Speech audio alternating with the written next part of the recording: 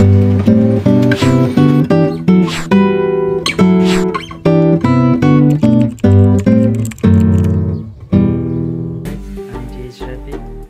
একটা কাজের জন্য কুমিল্লা যেতে হচ্ছে, তাই ভাবলাম কুমিল্লা যেতে যেতে একটা ওয়ান ডে ক্লাব নেওয়া যাক। এখন বাজে 12:30, আমি এখনই রওনা দিব। আর এখন আমাকে বন্ধুর কাছে যেতে হবে, কারণ আমরা 4 জন যাচ্ছি একসাথে। বন্ধুর কাছ থেকে বন্ধুদের নিয়ে 4:40-এর দিকে আমি রওনা দিব।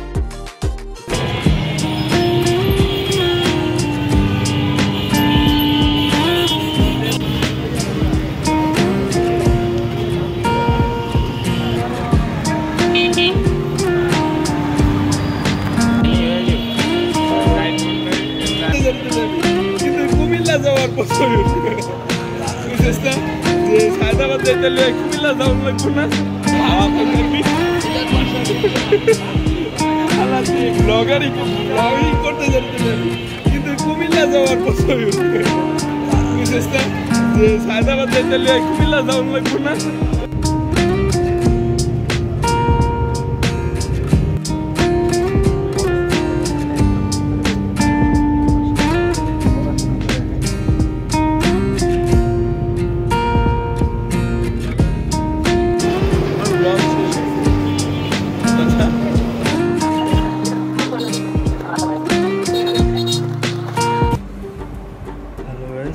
আমি বর্তমানে কুমিল্লার একটা হোটেলে অবস্থান করতেছি। আমি হোটেলের নাম বলবো না, বাট আমি একটা কুমিল্লার হোটেলে অবস্থান করতেছি। তো কুমিল্লা আসতে আমার বেশ বেগ পোহাতে হয়, কারণ আমি সায়দাবাদ থেকে বাস খুঁজে পাচ্ছিলাম না, কীভাবে কুমিল্লা আসবো তা বুঝতে পারতেছিলাম না। 4:40-এর দিকে আমরা টিএসসি মোড় থেকে রওনা দিই, কিন্তু আমাদের এখানে সায়দাবাদ আসতে আসতে প্রায় 6টার মতো বাজে, এবং সায়দাবাদ থেকে আমি বাসে উঠতে পারি 7:30টার দিকে। মানে এতক্ষণ সময় আমাকে ঘুরতে হচ্ছে কীভাবে যাব তা জানার জন্য। সায়দাবাদ থেকে রয়্যাল কোচের বাসে উঠি। রয়্যাল কোচটা আমি জানা বোঝা করে দেখলাম রয়্যাল কোচ বাসটা হলো সবচেয়ে ভালো, তাই আমি রয়্যাল কোচে কুমিল্লা আসার প্রস্তুতি নিলাম।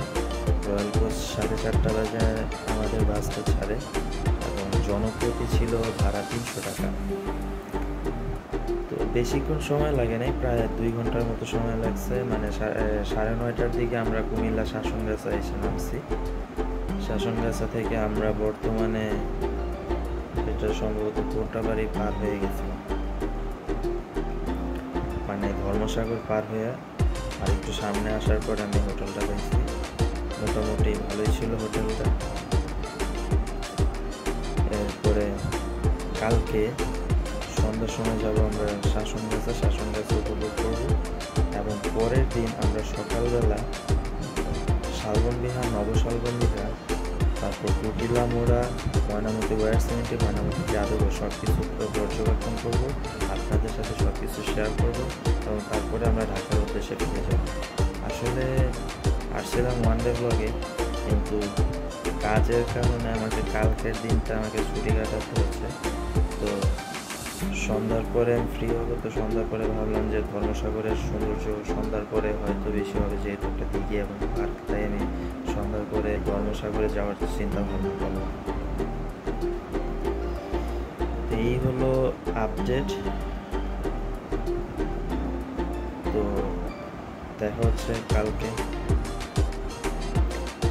আচ্ছা, আমি যদি আপনাদের উদ্দেশ্যে একটা কথা আসলে বলতে চাই, যারা কুমিল্লা প্রথমবার আসবেন একটু ভালো করে জানা বোঝা করে আসবেন। সায়দাবাদের কোন জায়গা থেকে বাস ছাড়ে, কী বাস ছাড়ে। বাসের কথা তো বললামই, রয়্যাল কোচ আমার জানা মতো সবচেয়ে ভালো। মানে আমি সায়দাবাদে জানা বোঝা করে যা জানতে পারলাম যে রয়্যাল কোচ হলো মোটামুটি লেভেলে 300 টাকা ভাড়ায়, এসি বাস ছিল, খুব আরামে আসতে পারছি। এখন আপনারা চাইলে অন্য বাসে আসতে পারেন, আরও অনেক বাস আসেই জায়গায়। তো একটা প্রতারণার শিকার হয়েছি, যেটা বলতে চাচ্ছিলাম না, তাও বলি। আমি সায়দাবাদ আসলে একা কখনো আসিনি। তো আমি ফার্স্টে টিএসসি মোড় থেকে মেট্রো রেলে করে মতিঝিলে আসি। মতিঝিল শাপলা চত্বরে আমি রিক্সাওয়ালাকে জিজ্ঞেস করি যে আমি সায়দাবাদ যাব, তো রিক্সাওয়ালা বলতেছে বাসে আসলে বাস সায়দাবাদ যায় না, এখানে সায়দাবাদ রিক্সাই যায় শাপলা চত্বর থেকে। তো আমি তার কথা মতে তার কাছে জিজ্ঞেস করি কত টাকা ভাড়া, এবং সে আমাকে 50 টাকার বিনিময়ে সায়দাবাদ নিয়ে যাবে বলছে। তো চলতি পথে তার সাথে আমার কথা হয়, সে বলে সে কুমিল্লা পলিটেকনিক্যালের স্টুডেন্ট, মানে ওই রিক্সাওয়ালা কুমিল্লা পলিটেকনিক্যালের স্টুডেন্ট, এবং সে মানে কুমিল্লা অনেক বছর থাকছে। তো আমি তাদের বললাম যেহেতু আমি কুমিল্লা যাবো, তাহলে কুমিল্লা বাস যেই জায়গায় পাওয়া যাবে আমাদের ওই জায়গায় নামে সায়দাবাদেই কুমিল্লার বাসটা যেই জায়গায় পাওয়া যাবে, যাতে আমাদের পরবর্তীতে আর ঘোরা না লাগে। তো আমাদের এমন জায়গায় এসে নামাইছে, পরবর্তীতে আমরা আশেপাশে দোকানপাটের নাম দেখলাম যে আমরা গুলিস্তানে এসেছি। তো ওই রিক্সাওয়ালাকে আসলে আর খুঁজে পাইনি, খুঁজে পাইলে আমি পুলিশে ধরাইতাম। আমি একটা পুলিশকে বলছি, এবং পুলিশ বলছে রিক্সাওয়ালাটাকে দেখেন খুঁজে পান কিনা, বাট আমি রিক্সাওয়ালাটাকে আর খুঁজে পাইনি। পরে আবার ওই গুলিস্তান থেকে 30 টাকা বাস ভাড়া দিয়ে আবার সায়দাবাদ আসা লাগছে, এবং সায়দাবাদে এসে দেন আমি বাসে উঠি। কুমিল্লা সকালে শুনলাম অনেক জ্যাম ছিল, রাতের বেলা জ্যাম কম থাকে, বাট রাতের বেলা আসা আবার একটু রিস্ক, যেমন রাতের বেলা অ্যাক্সিডেন্টটা বেশি হয়। কিন্তু এই এখন লাইফ রিস্কের যদি টাইমটা যদি আপনার বেশি তাড়াহুড়া থাকে, তাহলে আমি বলবো রাতে আসবেন, তাহলে জ্যাম একদমই করবেন। রাতের বেলা এসে আপনি পরের দিন সকালবেলা ঘুরে টুরে একদিনের ভেতর আপনি চলে যেতে পারবেন, কারণ এখানে যা দেখার আছে মানে একদিনেই দেখা সম্ভব। শালবন বিহার, নবশালবন বিহার, কুটিলা মোড়া, ময়নামতি ওয়ার সিমেট্রি, ময়নামতি জাদুঘর, তারপরে আবার এদিকে আছে ধর্মসাগর। তো বর্তমানে আমি আছি চকবাজার, নামটা আসলে মনে ছিল না, আমি খুবই টায়ার্ড ছিলাম। আমি বর্তমানে আছি চকবাজার, ফ্রেশ হয়ে বসেই আপনাদের সাথে কথা বলতেছি। কারণ রাস্তায় হোটেল খোঁজা, মানুষের কাছে জিজ্ঞাসা করা কোনটা ভালো হবে, হোটেলের পরিবেশ দেখা, সেফটি দিকে নজর দিয়ে আমরা অনেক ঝামেলার মধ্যে দিয়ে যাওয়ার কারণে আমি ভিডিও করার চিন্তা আমার ওখানে মাথায় ছিল। তো অনেকগুলো হোটেল খোঁজাখুঁজি করি, অনেক হোটেল দেখে আমার কাছে মনে হইল যে এসব জায়গায় খারাপ কাজ হচ্ছে, কিন্তু আসলে কিছু বলার নাই, কারণ ছাড়া তো কিছু বলা যায় না। কিন্তু মানে আবাসিক হোটেলে খারাপ কাজ হয়, এটা তো সত্যই। আপনাকে নিজের সেফটি নিজে রাখতে হবে। আপনি যদি এখন না বুঝে এমন একটা হোটেলে যান যেখানে খারাপ কাজ হচ্ছে, তাহলে আপনি নিজেও বিপদে পড়তে পারেন। তো আশেপাশের দোকানপাট জিজ্ঞেস করে আমি দোকানপাটের বিভিন্ন লোকজনের কাছে জিজ্ঞেস করলাম, এছাড়া পরিবেশ দেখলাম যে কেমন টাইপ মানুষ, একটু যেসব কাজ মানে খারাপ কাজগুলো যেসব হোটেলে হয় ওগুলো একটু নোংরা টাইপের পরিবেশ থাকে, এবং এমন একটা প্রাইভেসি থাকে যেগুলোতে মানে মানুষ খুব কম যায়, মানে সহজেই যাতে খারাপ কাজ করে চলে যেতে পারে, কোনো পুলিশের কাছে ধরা না থাকে। আপনার যদি বাজেট যদি খুব ভালো থাকে 3000 থেকে উপরে, তাহলে আমি বলবো 3 স্টার বা 4 স্টার হোটেলগুলো ঢোকার চেষ্টা করবেন, কারণ ওগুলোতে আপনার সেফটি ফুল পাবেন। আর যদি বাজেট ফ্রেন্ডলি থাকে তাহলে তো আপনাকে ওই কম দামি হোটেলই খুঁজতে হবে, কিন্তু কম দামি হোটেলের মধ্যে অনেক আবার আছে ভালো হোটেল। তো আপনি আগে দেখবেন কোনটা ভালো কোনটা খারাপ, নিজে যাচাই করে নিজের সেফটির বিষয়টা বিবেচনা করে দেন আপনাকে হোটেলটায় উঠতে হবে। তো কথা না বাড়াই অনেক কথাই বললাম।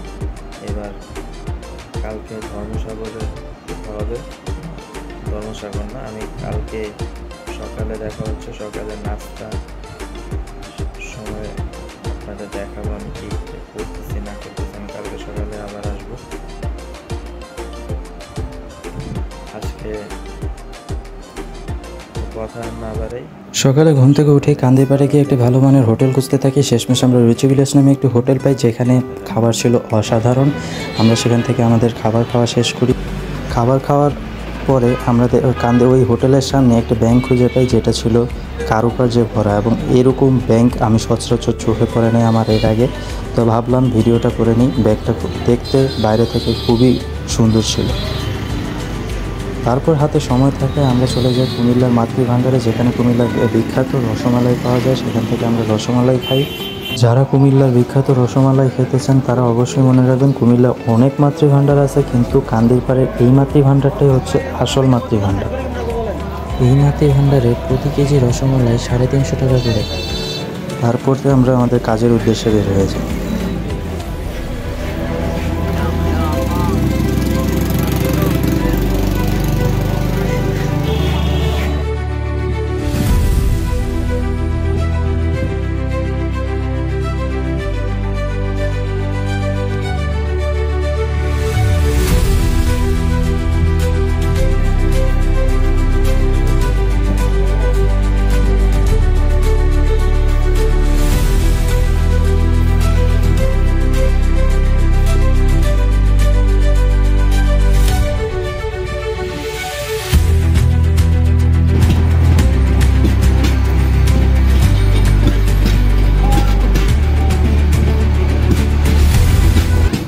কুমিল্লা রেল স্টেশন থেকে আমরা সরাসরি চলে যাই ধর্মসাগরের উদ্দেশ্যে। ধর্মসাগরে ঢুকতে কোনো প্রকার টাকা দেওয়া লাগে না। এখান থেকে গেট দিয়ে ঢোকার পরে আমরা অনেক মানুষ দেখতে পাই যারা ধর্মসাগরে বসে আছে, এই জায়গার প্রাকৃতিক সৌন্দর্য উপভোগ করতেছে এবং যার যার নিজের কাজে ব্যস্ত রয়েছে। আমরা হাঁটতে থাকি, ঘুরতে থাকি এবং একটি জায়গা বসার জন্য খুঁজতে থাকি। এরপরে বসার জায়গা পেয়ে যাই, সেখানে বসে বিশ্রাম নিয়ে এরপর শহরের কোলাহলের মাঝে এমন একটা দিঘি হচ্ছে ধর্মসাগর। প্রায় 400 বছর আগের কথা, মহারাজা ধর্মমাণিক্য এই দিঘি খনন করেন যেন চারপাশের মানুষ বিশুদ্ধ পানি পায় আর পায় একটুখানি প্রশান্তি। এখন এই জায়গাটা শুধু ইতিহাস নয়, মানুষের মনের বিশ্রামের একটি জায়গাও বটে। চারদিকে হাঁটার পথ, দিঘির পাড়ে বসে থাকা মানুষ, কেউ বই পড়ে, কেউ বা গল্প করে, আর কেউ কেউ ঠিক আমার মতোই শুধু শান্তিকে অনুভব করে। সন্ধ্যাবেলা এই দিঘির রূপ বদলে যায়, লাইটের আলোয় চারপাশ জ্বলে ওঠে আর দিঘির পানি তত নিজের মতো করে গল্প বলে। ধর্মসাগর হয়তো কেবল একটি দিঘি, কিন্তু কারো কাছে এটা ভালোবাসার সাক্ষী, কারো কাছে হয়তো শৈশবের স্মৃতি, আর কারো কাছে শুধু একটুখানি নিঃশ্বাস নেওয়ার জায়গা।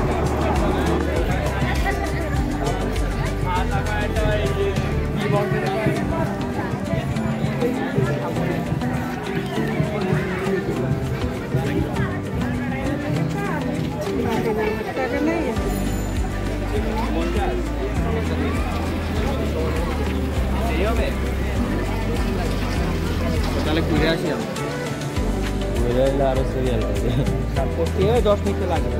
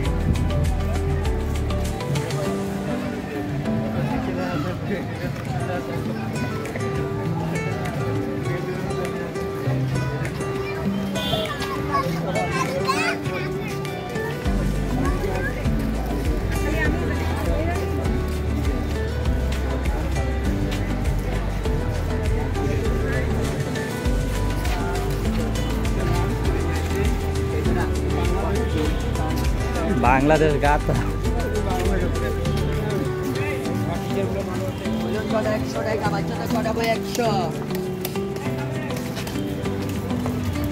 ওই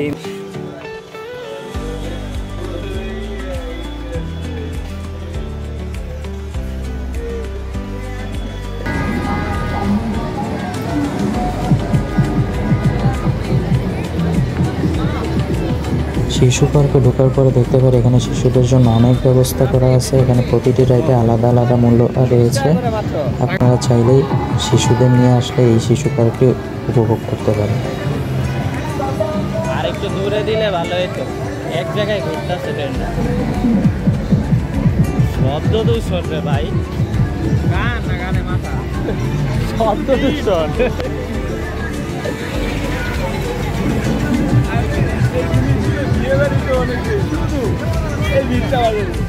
তাহারে গান আরো বেশি ভালো।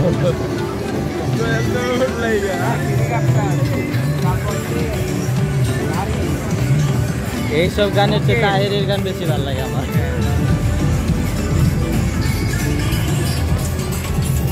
উঠ দেখ, হচ্ছে ছোট একটা উঠাইছে, ছোট উঠ হয়েছে ওর থেকেও ছোট উঠ।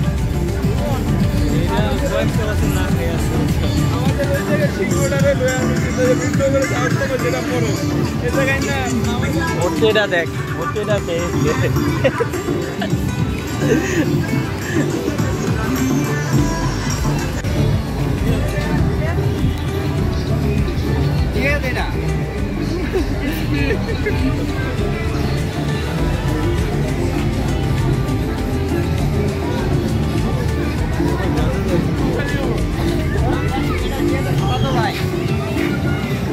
কিরে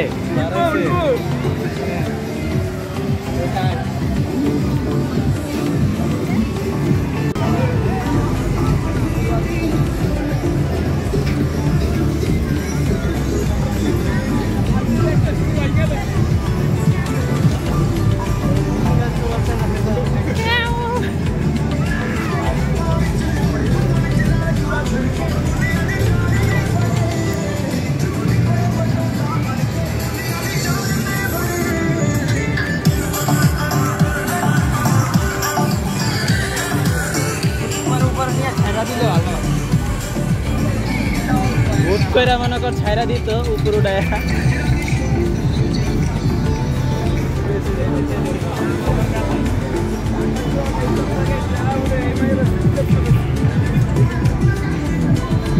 ফটোগ্রাফার আয়া পড়ছে দেখা যায়।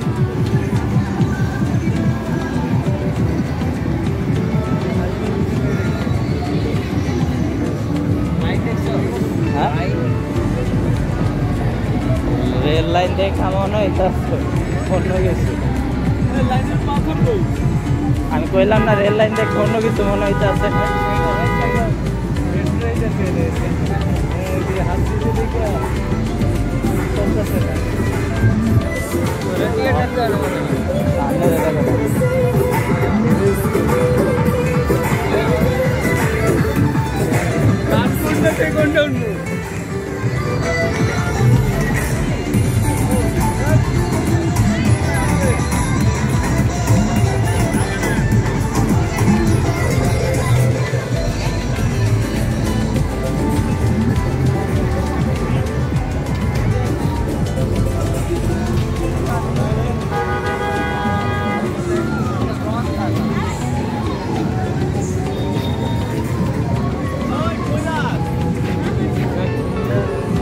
ভিডিও করছি।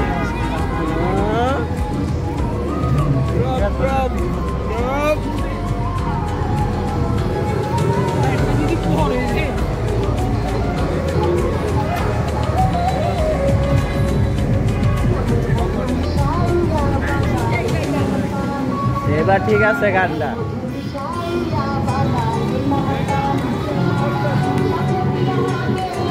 জাহিদের মনের অবস্থা হয়েছে।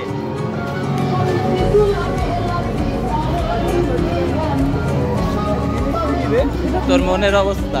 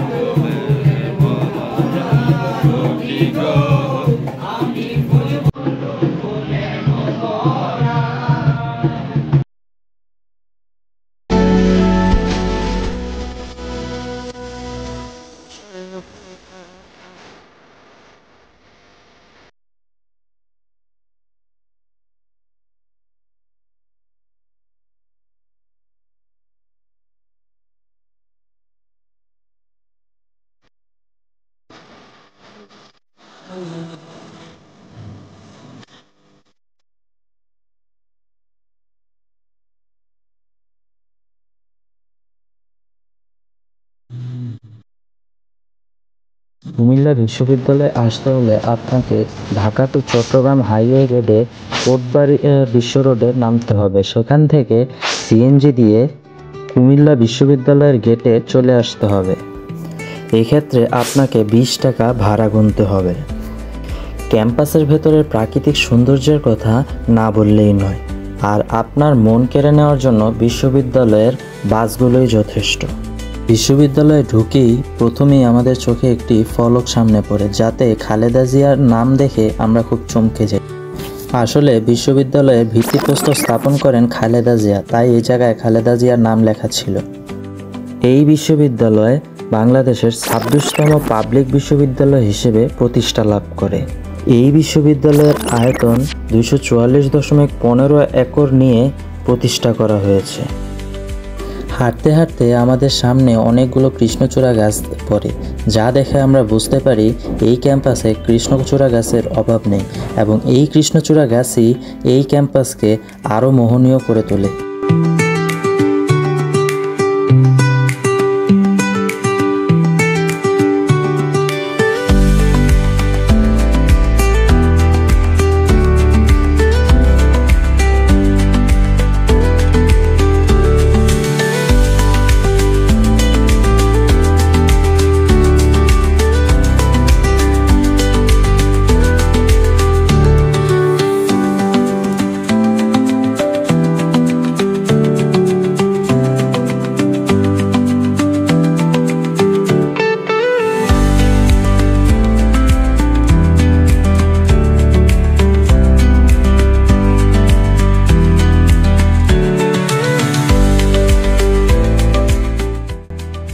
হাঁটতে হাঁটতে দেখতে পারি রাস্তাটি একটি উঁচু টিলার উপর যাচ্ছে, এবং পরে তা বুঝতে পারি ক্যাম্পাসের ভেতর যতগুলো ভবন রয়েছে তা বেশিরভাগই কোনো উঁচু টিলার উপর স্থাপন করা হয়েছে, যেগুলো দেখতে খুবই সুন্দর।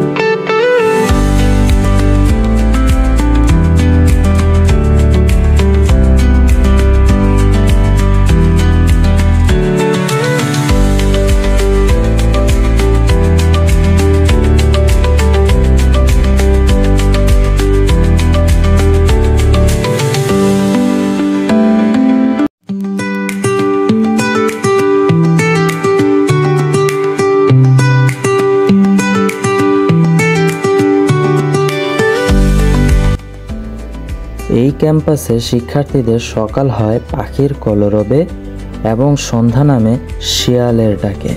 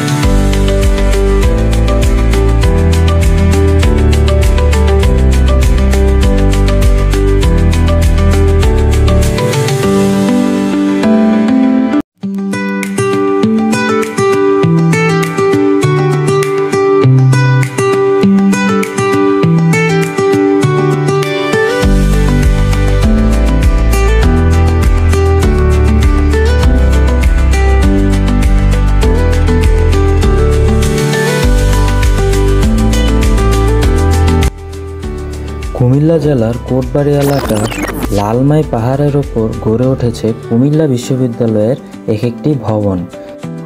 তাই তো ভালোবেসে এই বিশ্ববিদ্যালয়ের শিক্ষার্থীরা একে লাল পাহাড়ের বিশ্ববিদ্যালয় বলে থাকে।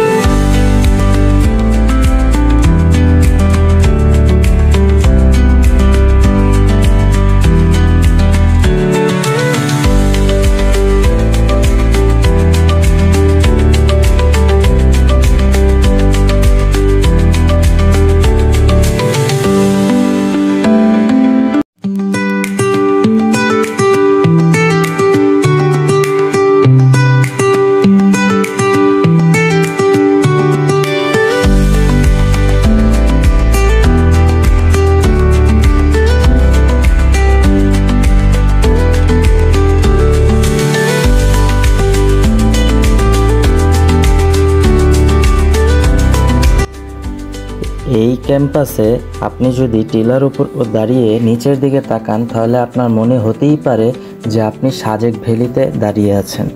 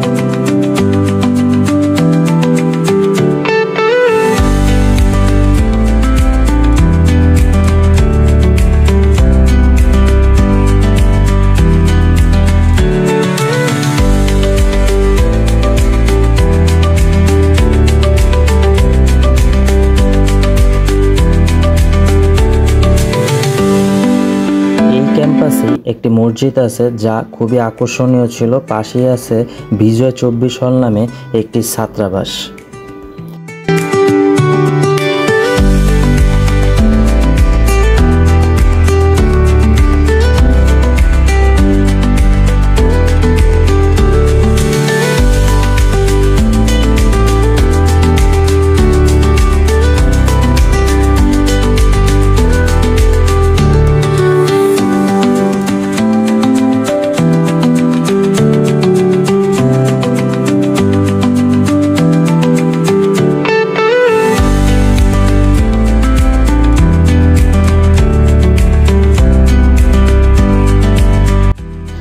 টিলা থেকে নিচে নামার পরে এই জায়গার ভিউটা দেখে আমাদের ছবি তুলতে খুব মন চাচ্ছিল, তাই আমরা ছবি তোলায় ব্যস্ত হয়ে গেলাম।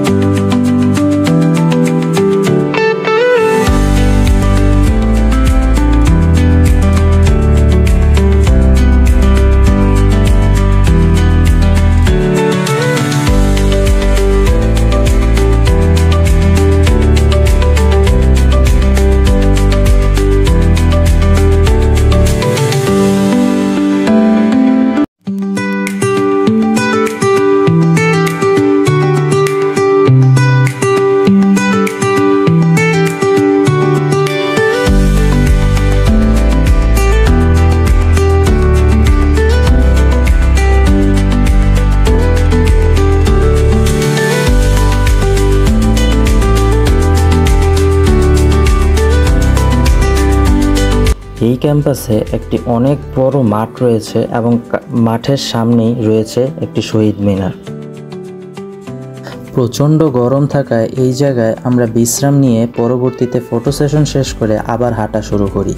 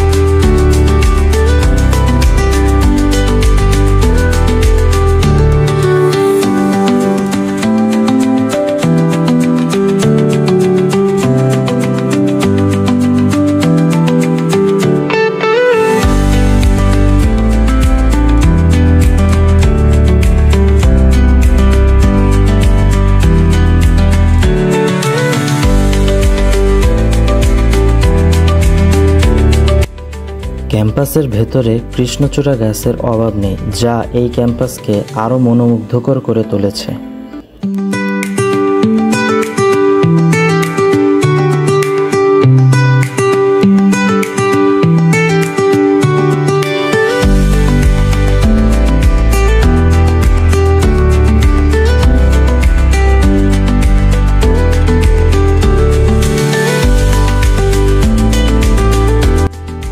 ক্যাম্পাসের ভেতরে কিছুক্ষণ হাঁটলে চোখে পড়বে ক্যাফেটেরিয়া, যেখানে বিশ্ববিদ্যালয়ের স্টুডেন্টরা খাবার খায়।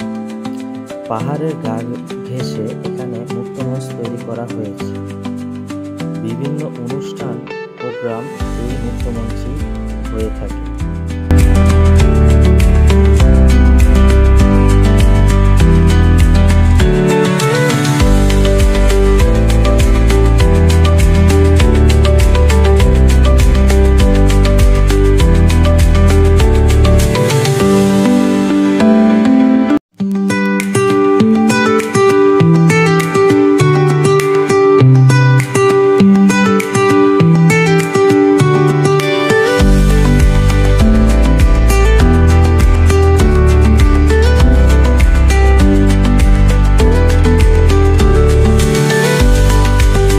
কুমিল্লা বিশ্ববিদ্যালয়ের মেইন আকর্ষণ হচ্ছে এর প্রধান গেট।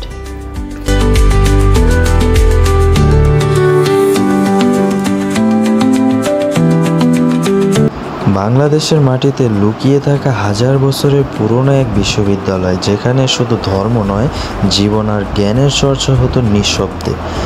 আজ আমি আপনাদের নিয়ে চলেছি শালবন বিহারের ভেতরে, যেখানে প্রতিটি ইট একটা করে গল্প বলে।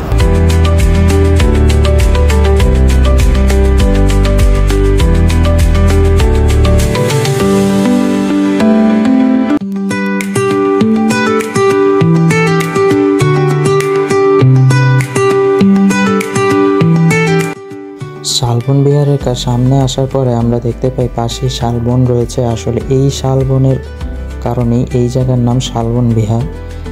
এই অনেক গাছ এই পর্যন্ত কাটা হয়েছে, তাও এখন পর্যন্ত শালবনটি কিছুটা সংরক্ষিত আছে।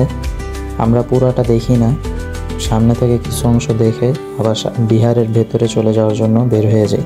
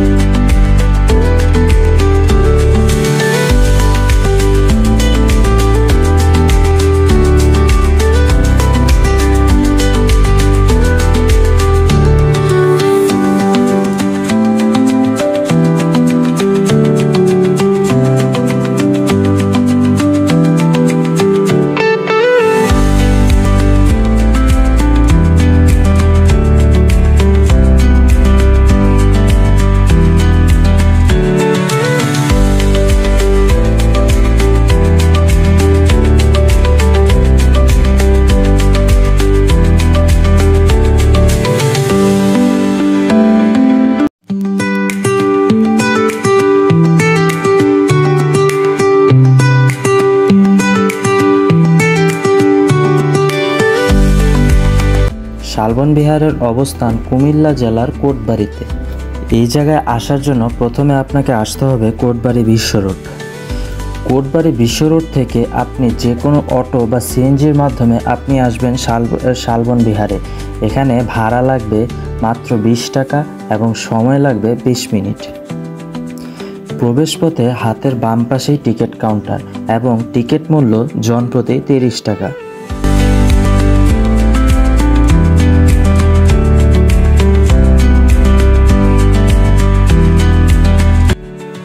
টিকিট কাটার পর প্রবেশ করলে আপনি দেখতে পারবেন লেখা আছে স্বাগতম শালবন বিহার।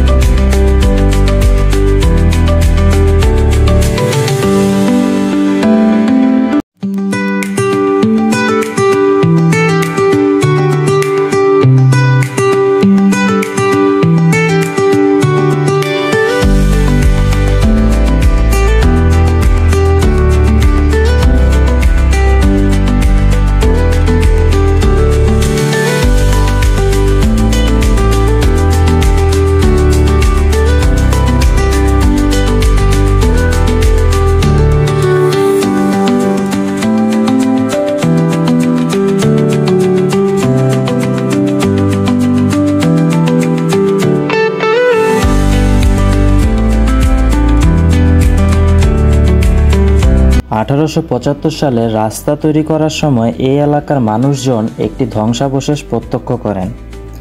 তখন এটিকে প্রাচীন দুর্গের একটা ধ্বংসাবশেষ হিসেবে ধারণা করা হয়। এই শালবন বিহারের নতুন ইতিহাস শুরু হয় 1917 সাল থেকে। 1917 সালে ঢাকা জাদুঘরের অধ্যক্ষ নলিনী কান্ত ভট্টাশালী সেই এলাকায় যান এবং তিনি ওই জায়গার অনুসন্ধানমূলক কাজকর্ম শুরু করেন। কুমিল্লার ময়নামতিতে অবস্থিত এই বিহারটি তৈরি হয়েছিল 8ম শতকে। পাল বংশের রাজা ধর্মপাল এটি তৈরি করেন বৌদ্ধ ভিক্ষুদের জন্য। পুরো বিহারটি একটি বর্গাকার কাঠামো, চারপাশে রয়েছে 115টি ছোট ছোট কক্ষ যেখানে ভিক্ষুরা থাকতেন। মাঝখানে একটা উঁচু মন্দির আর তার চারদিকে ছড়িয়ে আছে চ্যাপেল, প্যাগোডা আর উপাসনা কক্ষ। প্রতিটি কক্ষে 3টি অলিন্দ ছিল। একটিতে ছিল বৌদ্ধ মূর্তি, একটিতে প্রদীপ আর একটিতে ধর্মগ্রন্থ। কেউ কেউ এখানে রান্নাও করতেন, কারণ দীর্ঘদিনের থাকার প্রমাণ মেলে এই জায়গায়। এই জায়গাটিই ছিল বিহারের মূল অংশ, যেখানে বৌদ্ধ ভিক্ষুরা প্রার্থনা করতেন। চারদিকে যতগুলো ঘর দেখছেন সবই ছিল ভিক্ষুকদের থাকার কক্ষ।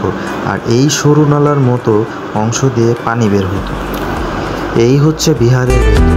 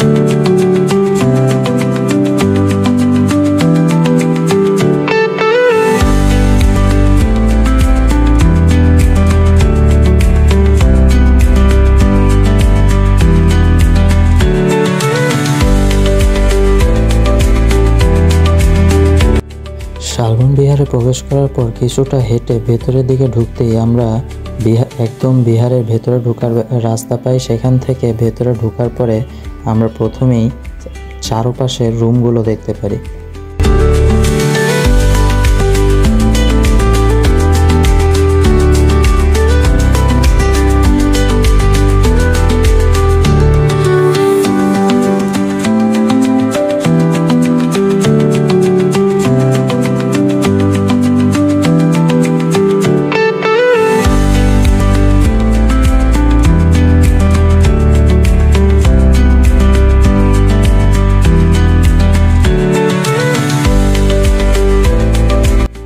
খুব ভালো করে নজর দিয়ে রুমগুলো দেখার চেষ্টা করতেছিলাম। রুমগুলো দেখতে পুরোটাই বর্গাকার, আর এই জায়গার প্রতিটা ইট কোনোটারই নির্দিষ্ট কোনো মাপ নেই, এক একটা এক এক রকম মাপের। এগুলো দেখার চেষ্টা করতেছিলাম।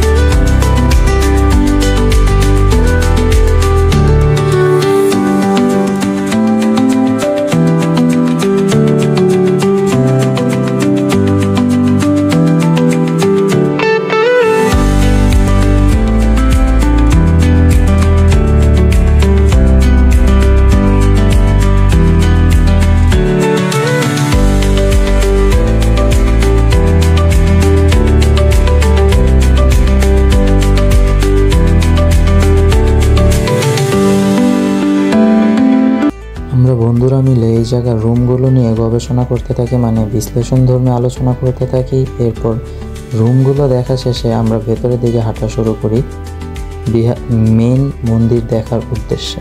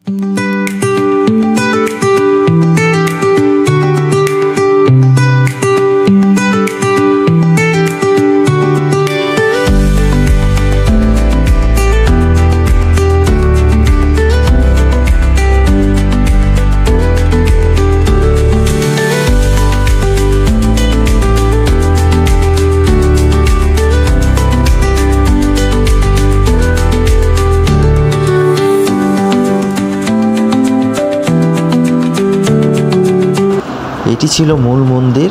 শুরুতে ছিল ক্রুশাকৃতি, পরে এটি আরও বড় আকার পায়। এখন এখানে রাখা হতো বৃহৎ বৌদ্ধ মূর্তি, বড় বড় পূজা আর উৎসব হতো এই জায়গায়।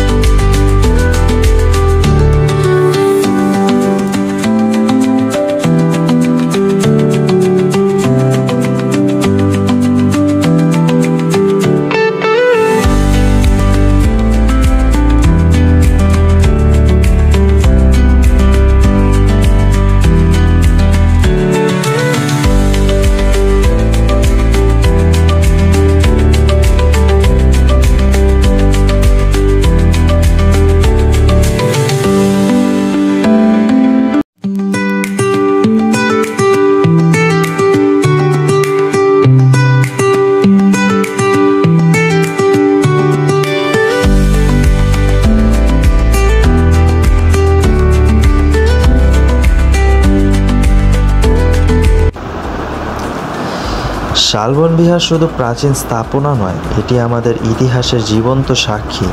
এই স্থাপনাগুলো বলে যে একসময় আমাদের মাটিতে বিশ্বমানের শিক্ষা আর আধ্যাত্মিকতা গড়ে উঠেছিল।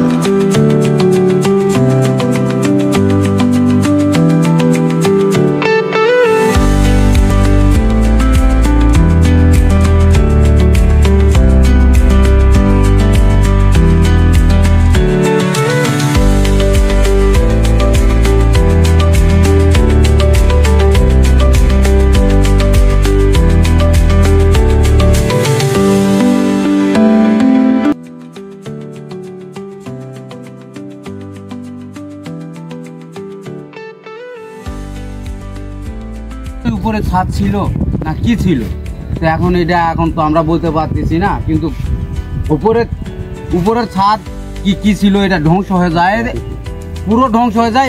এই পজিশনে এখন দাঁড়ায় আছে।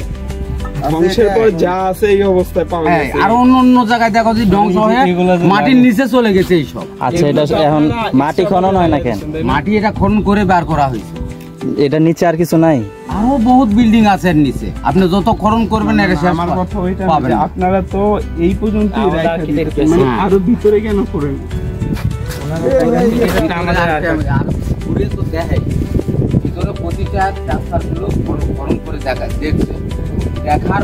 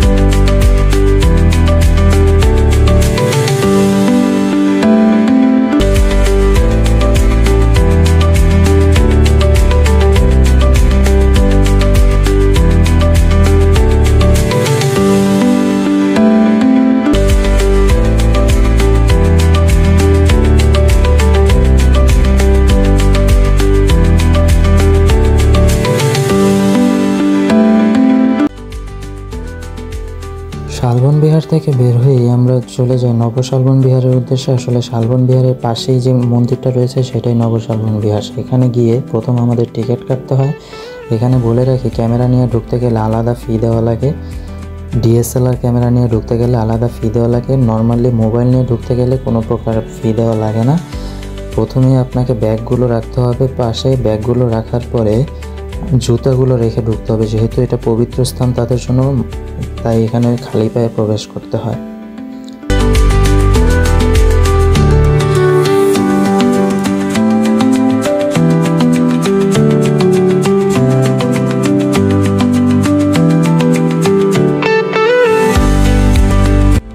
জুতোগুলো রাখার এই জায়গায় টাকা নিয়ে থাকে, কিন্তু তারা কখনোই টাকা চায় না। আপনার যা মন চায় তত টাকা আপনি দিয়ে আসতে পারেন, 10 টাকা, 20 টাকা বা 40 টাকা।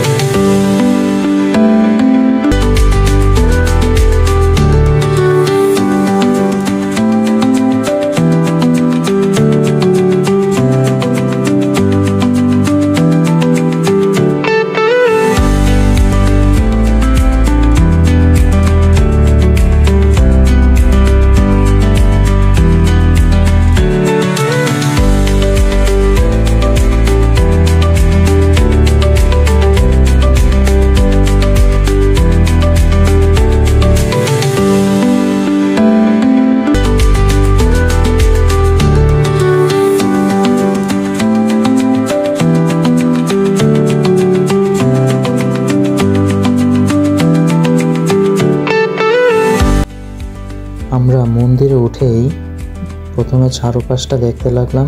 এখানের দরজাগুলো খুবই কারুকার্যময়। প্রত্যেকটি দরজার মধ্যে নাম লেখা রয়েছে এবং মূর্তি আঁকা রয়েছে।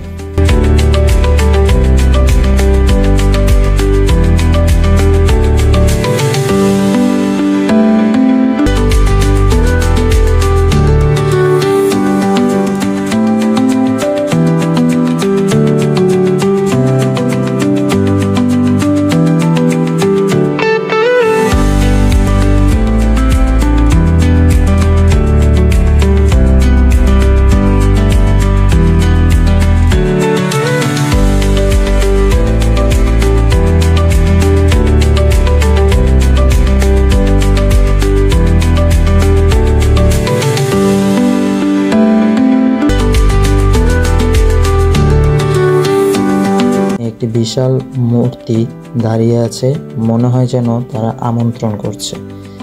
মূর্তিটির নিচেই একটি পায়ের ছাপ আছে। ওই জায়গার লোকদের কাছে জিজ্ঞাসা করে জানতে পারলাম এটা আদম আলাইহিস সালামের পায়ের ছাপকে কপি করে আনা হয়েছে।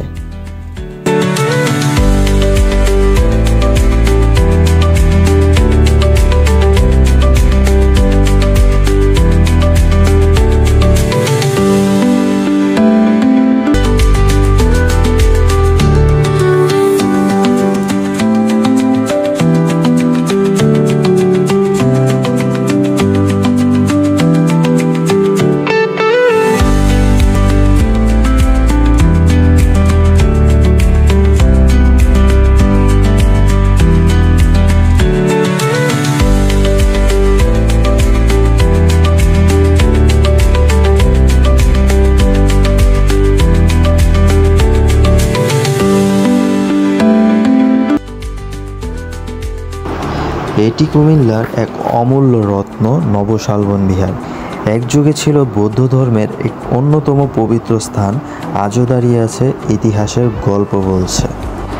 প্রাচীন এই বিহারটি খ্রিস্টাব্দের 3য় শতাব্দীর আশেপাশে নির্মিত হয়েছিল, যখন বৌদ্ধ ধর্মের বিস্তার শুরু হয়েছিল এই অঞ্চলে। এখানে ছিল বৌদ্ধ ভিক্ষুদের আশ্রয়স্থল, যেখানে তারা ধর্মীয় শিক্ষা গ্রহণ করতেন। নবশালবন বিহারের মূর্তিগুলোর মধ্যে রয়েছে গৌতম বুদ্ধের মূর্তি, যা এই স্থানে বৌদ্ধ ধর্মের শক্তি এবং শান্তির ধর্ম বহন করে। প্রতিটি মূর্তি যেন বলে চলে এক অদৃশ্য গল্প, যা যুগের পর যুগ ধরে বেঁচে আছে। এই বিহারের স্থাপত্য শৈলী ছিল অত্যন্ত নান্দনিক। আজ ধ্বংসাবশেষ আর স্তম্ভের মধ্যে প্রাকৃতিক মেলাবন্ধন দেখা যায়, যেন ইতিহাসের প্রতিটি খণ্ডাংশ এখানে দাঁড়িয়ে আছে। তবে সময়ের সঙ্গে সঙ্গে এটি ধ্বংসের মুখোমুখি হলেও এর গৌরব আজও মুছে যায়নি। আজও এই স্থানটি ইতিহাসের সন্ধানীদের আকর্ষণ করে। যারা এখানে আসেন তারা শুধু অতীতের সৌন্দর্যই নয়, একটি আধ্যাত্মিক শান্তি অনুভব করেন। নবশালবন বিহারের শান্তিপূর্ণ পরিবেশের সত্যিই অতুলনীয়। নবশালবন বিহার শুধু একটি প্রাচীন স্থাপনা নয়, এটি আমাদের সংস্কৃতির অবিচ্ছেদ্য অংশ। এই শিলালিপি, মূর্তি এবং প্রতিটি পাথর আমাদের অতীতের কথা বলে এবং ভবিষ্যৎ প্রজন্মের জন্য এটি রেখে যায় এক অমূল্য ঐতিহ্য।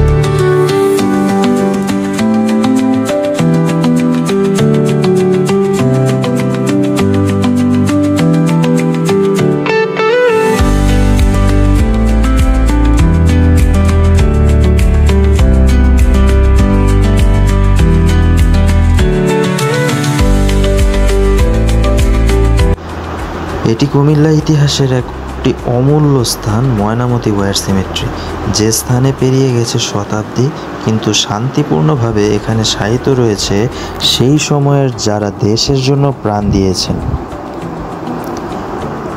ময়নামতি সিমেট্রি শুধু একটি শোকার্ত স্থান নয়, এটি একটি সম্মানের জায়গা, যেখানে দ্বিতীয় বিশ্বযুদ্ধের সময়ে অনেক সৈন্যকে সমাধি দেওয়া হয়েছে। তাদের সাহসিকতা, আত্মত্যাগ এবং দেশপ্রেম চিরকাল ধরে আমাদের হৃদয়ে বেঁচে থাকবে। এখানে এসে দর্শনার্থীরা স্মৃতির প্রতি শ্রদ্ধা জানাতে আসে। মোমবাতি জ্বালানো এক নিঃশব্দ শ্রদ্ধা, এটি যেন এক অনুভূতি যা শুধুমাত্র সম্মানই নয়, ইতিহাসের সাথে একাত্ম হওয়ার একটি প্রয়াস। ময়নামতি ওয়ার সিমেট্রির শান্ত পরিবেশ আর প্রাকৃতিক সৌন্দর্য মিশে এক অদ্ভুত সমন্বয় তৈরি করেছে। প্রকৃতির এই অংশ যেন ইতিহাসের সাথে মিলে গিয়ে এক অমূল্য শান্তি প্রদান করে। এখানে সময় কাটাতে আসলে শুধু ইতিহাস নয়, শান্তি ও স্বস্তি পাওয়া যায়। সন্ধ্যা নামে সূর্য ডুবে যায়, কিন্তু ময়নামতি ওয়ার সিমেট্রি ইতিহাস এবং এখনকার স্মৃতি কখনো মুছে যাবে না। এই স্থানের সাহিত্য সৈন্যদের আত্মত্যাগ চিরকাল অমর হয়ে থাকবে। তারা যা করেছেন এবং তা আমাদের জীবনের অমূল্য শিক্ষা। ময়নামতি ওয়ার সিমেট্রি শুধু একটি সমাধিস্থল নয়, এটি এক অভিজ্ঞান যেখানে একে একে সাহিত্য আত্মারা আমাদের সামনে একটি ইতিহাসের গল্প রেখে গেছেন, এবং এই ইতিহাস যা আমরা কখনোই ভুলব না। এখানে রয়েছে একটি স্মৃতিস্তম্ভ যা এই স্থানে সাহিত্য সৈন্যদের প্রতি সম্মান জানায়। তাদের আত্মত্যাগের স্বীকৃতি হিসেবে নির্মিত এই স্মৃতিস্তম্ভটি কেবল এক পাথরের নির্মাণ নয়, এটি একটি চিরকালীন স্মৃতি যা ইতিহাসের পাতায় অমর হয়ে থাকবে।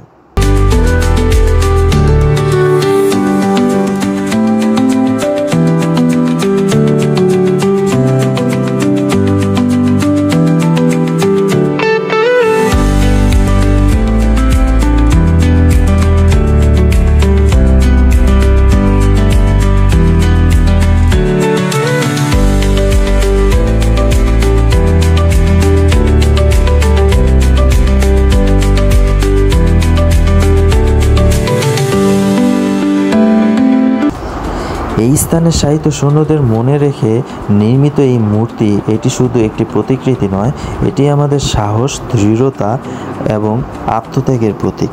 তাদের অপরিসীম সাহসিকতা কখনো ভুলে যাওয়ার নয়।